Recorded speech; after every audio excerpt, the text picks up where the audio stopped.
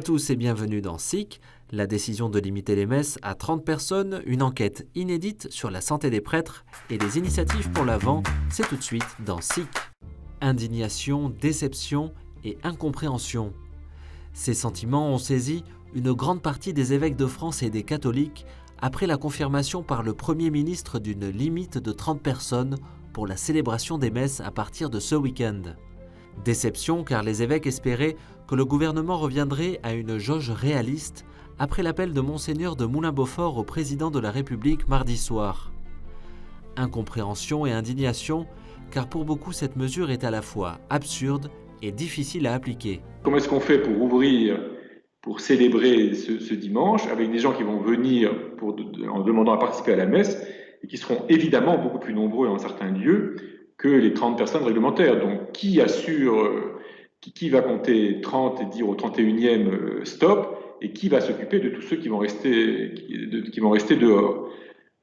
C'est les pouvoirs publics qui organisent une situation impossible. Sur Twitter, ils sont nombreux à réagir tout au long de la journée.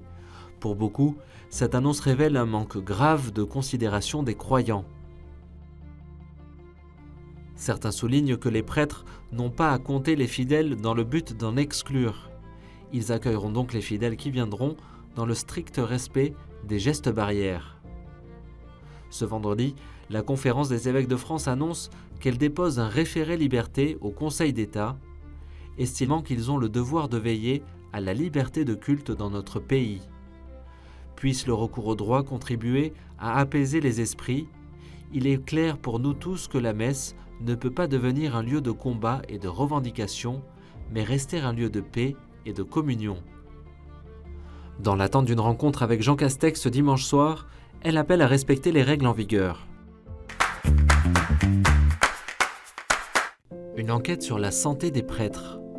La Conférence des évêques de France a publié mercredi 25 novembre la première enquête jamais réalisée sur l'état de santé des prêtres diocésains. 2656 réponses exploitables ont été reçues entre février et juin dernier. Grâce à l'étude réalisée par un cabinet indépendant, on apprend par exemple que plus de la moitié des prêtres vivent seuls ou que 66% des sondés bénéficient d'un accompagnement individuel.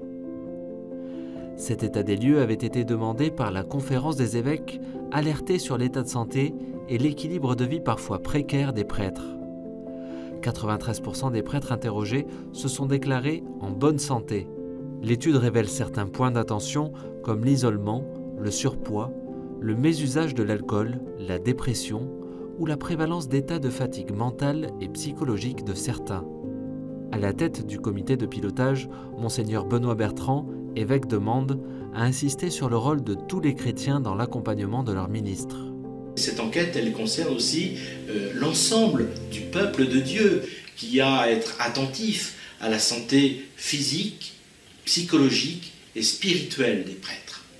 Prochaine étape, renforcer la prévention et élaborer de nouvelles pratiques d'accompagnement des prêtres. En avant pour Noël.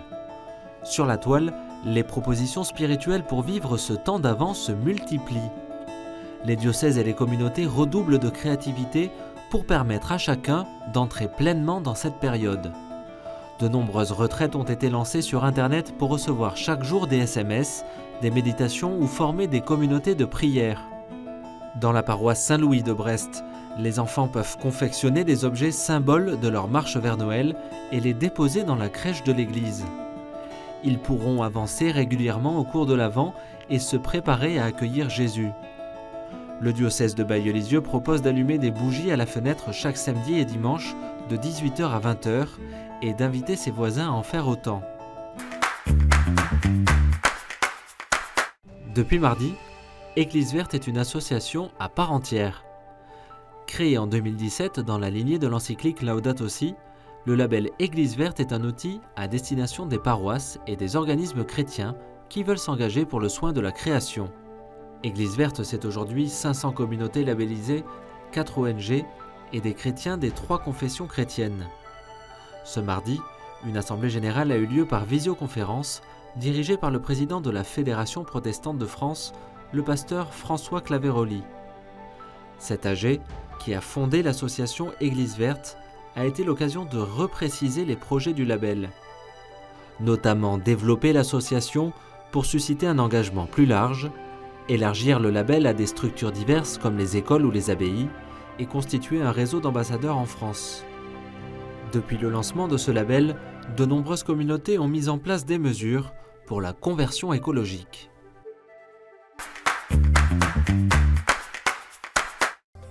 Notre-Dame libérée de son échafaudage. Le démontage de l'immense échafaudage de Notre-Dame de Paris a été terminé mardi sous les yeux de la ministre de la Culture Roselyne Bachelot et du recteur de la cathédrale Monseigneur Chauvet.